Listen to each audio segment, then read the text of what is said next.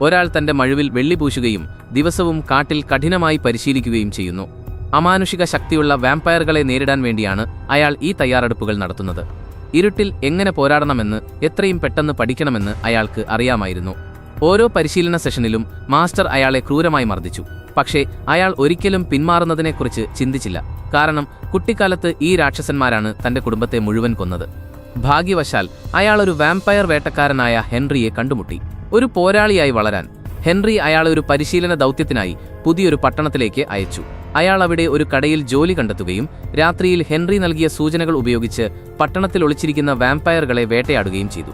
അങ്ങനെയിരിക്കെ അയാൾ ഒരു നിഗൂഢമായ കടയിലെത്തി. അവിടെ സൂര്യരശ്മിയിൽ നിന്നും സംരക്ഷണം നൽകുന്ന സൺസ്ക്രീൻ ഉണ്ടാക്കുന്ന ഒരു വാമ്പയറിനെ കണ്ടു. തന്റെ ദുരുദ്ദേശ്യം മനസ്സിലാക്കിയ വാമ്പയർ ഉടൻ തന്നെ അയാളെ ആക്രമിക്കാൻ തുടങ്ങി. ആ വാമ്പയർ ഒരു ലിവർ വലിച്ചപ്പോൾ അയാൾ തലകീഴായി ഒരു ബേസ്മെന്റിലേക്ക് ഉയർത്തപ്പെട്ടു. അടുത്ത് രക്തം ഊറ്റിയെടുക്കുന്ന ഒരു അടിമയെ കണ്ട അയാൾ പരിഭ്രാന്തനായി.